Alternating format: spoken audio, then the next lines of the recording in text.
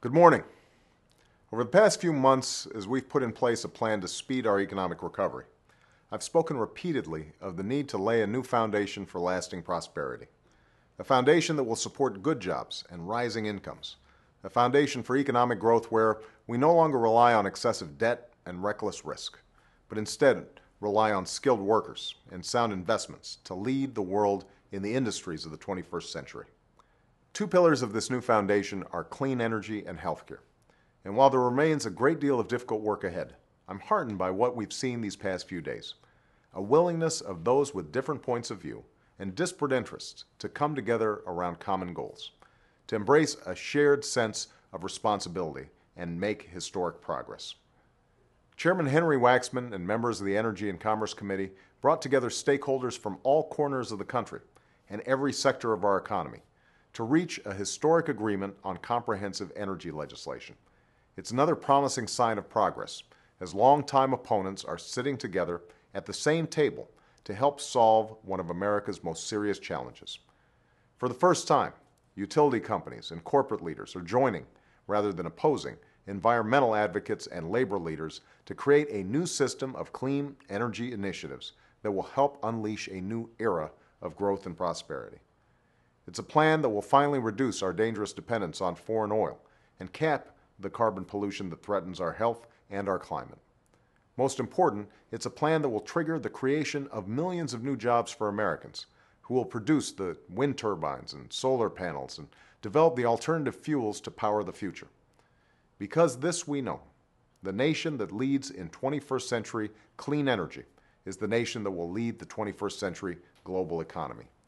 America can and must be that nation, and this agreement is a major step toward this goal.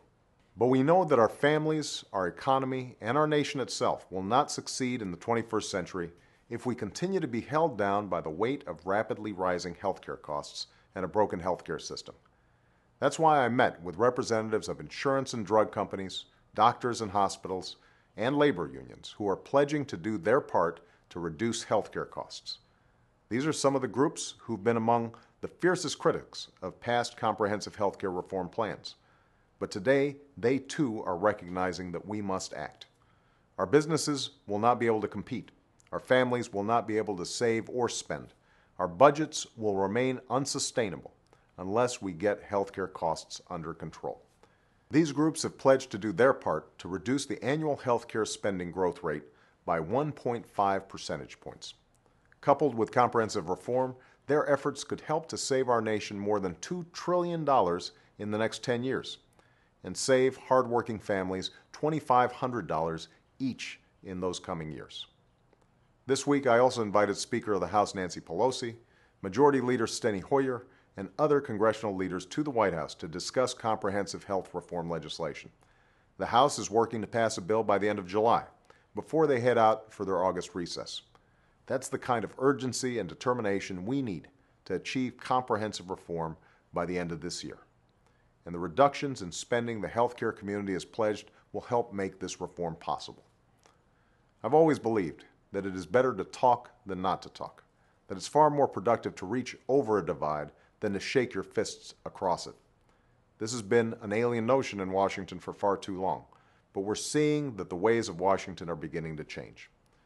For the calling of this moment is too loud and too urgent to ignore. Our success as a nation, the future of our children and grandchildren, depend upon our willingness to cast aside old arguments, overcome stubborn divisions, and march forward as one people and one nation. This is how progress has always been made. This is how a new foundation will be built. We cannot assume that interests will always align or that fragile partnerships will not fray. There will be setbacks. There will be difficult days. But we're off to a good start. And I'm confident that we will, in the weeks, months, and years ahead, build on what we've already achieved and lay this foundation which will not only bring about prosperity for this generation, but for generations to come. Thanks so much.